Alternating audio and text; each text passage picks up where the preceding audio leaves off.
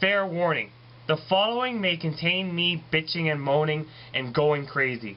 For those of you who do not want to see me rant and rave like a madman, do not watch this review. For those of you who want to see me bitch and moan, then by all means let's go dive right in. This is my review of Gundam Wing Endless Waltz. It is the year after Colony 196. Taking place after the events of the TV series, the Earth and the colonies appear to finally be at peace, thanks in large part to the newly formed Earth Spear Unified Nation, as well as the Preventers. Unfortunately, peace would not last, as a rebellious army led by Trace's daughter, Marimea Kushinaga, and her grandfather Decim, captures Relena, who is now a foreign vice minister for ESUN, and tries to overthrow the ESUN and Preventers, and gain total control.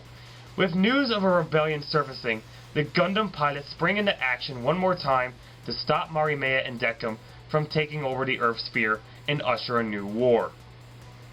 Now, there are two versions of Endless Waltz that I'm aware of. The OVA version that spans 3 episodes, and the movie version. Out of the two, I recommend watching the movie version since it has a lot more scenes than the OVA version. With that being said, allow me to talk about exactly what is good and bad about Endless Waltz. I'll start off by mentioning some of the improvements compared to the TV series. In the TV series, the pacing was slow and tedious. Endless Waltz, on the other hand, is much faster paced, though that more or less has to do with Endless Waltz being much shorter, but nonetheless, it's an improvement. The story is also pretty self-explanatory, and the best part about it was that it didn't need a goddamn narrator to dump information on my lap all the time.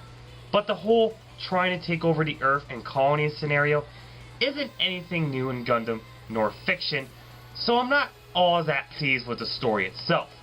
The characters from the TV series remain mostly the same, though there are some differences about them that make them better or worse as characters.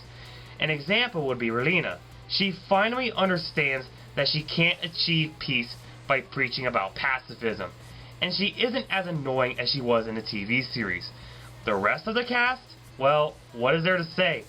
The Wing Boys haven't changed at all, and remain mostly the same throughout Endless Waltz, except for Wu Fei, who is actually worse, but I'll get to him later.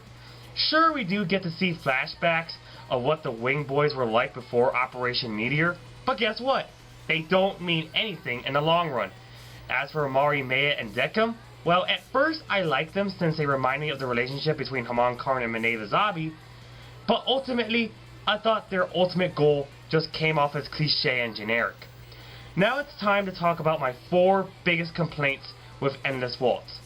4 major plot holes that are just completely and utterly stupid in my eyes.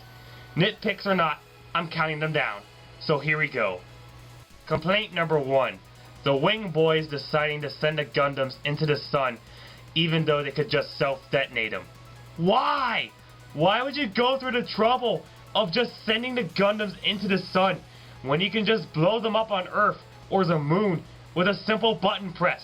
Don't you ever think that was incredibly dumb? I get they set it up like that so they could get the Gundams back later, but goddamn is it a huge issue with me.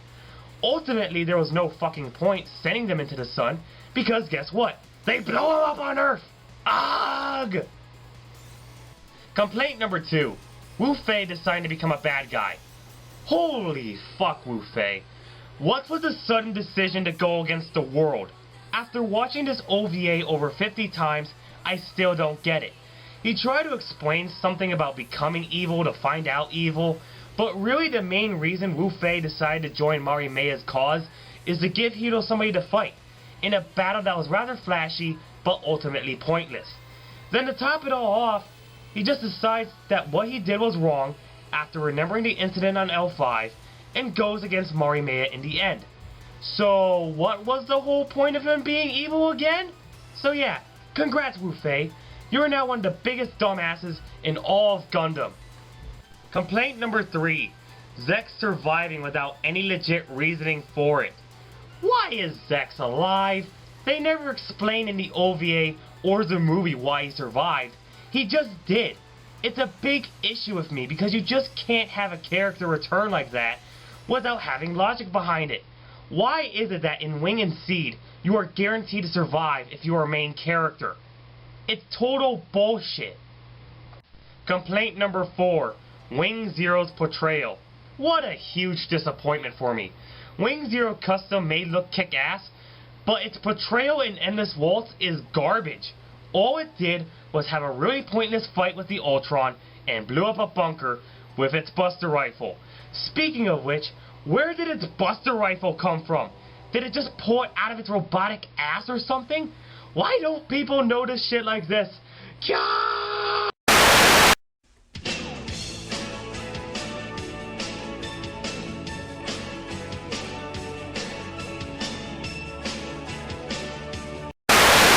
The hell with Endless Waltz. The hell with it. People like this thing?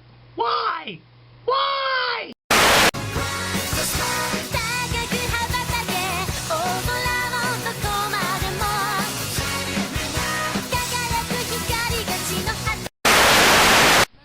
Okay, I'm calmed down.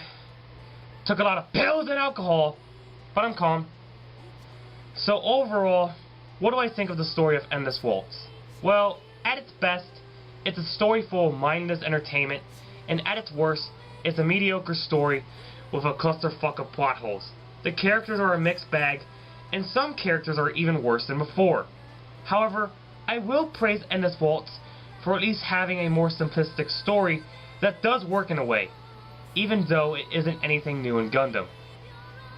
Compared to the TV series, Endless Waltz is a huge step up in terms of the visuals. They are up to date, beautifully animated and detailed, and no stock footage is used. The character designs remain faithful to the TV series, but more up to date.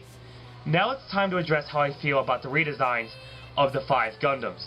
At first, when I was younger, I always thought that they were upgrades that were made at the end of Gundam Wing. I didn't realize until later that Endless Waltz actually took place in an alternate universe where the Gundams look more sleek and exaggerated. The designs of the new mobile suits are done by Katoki Hajime, who did his fair share of designing mechs. So the question remains, why redesign the Gundams when there was no point into redesigning them?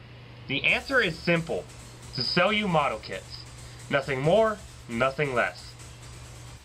With that said, I actually do like the redesigns of the Gundams. They're all pretty unique in terms of looks, and I do like how they exaggerated their gimmicks, especially the Death Scythe Hell and Heavy Arms Kai, which looks fucking awesome. The Tallgeese 3 is also really cool, even though we have no idea who built it in the first place, and the Serpents are much more practical grunt suits than those stupid Leos. Overall, the visuals are a much needed improvement compared to the TV series. The music is as great as ever. The OVA theme, White Reflection, is one of my favorite themes in Gundam.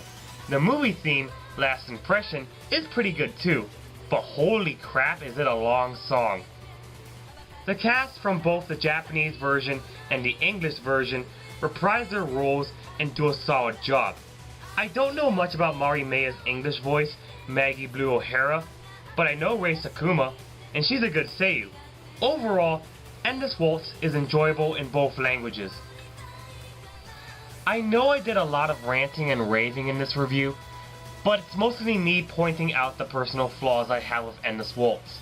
I don't absolutely hate it, but there are a lot of things I notice about it that bug me to no end, thus I feel the need to point it out.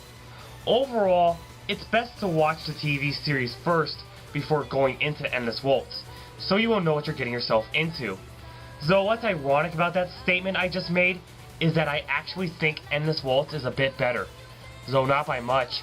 The story is still mediocre, the characters are bleh, and it just wasn't all that great. If you want to try it out, be my guest. And if you like Endless Waltz, good for you. But I thought Endless Waltz was nothing special. At its best, it's just an average Gundam production with a lot of plot holes. Final score, 6.5 out of 10.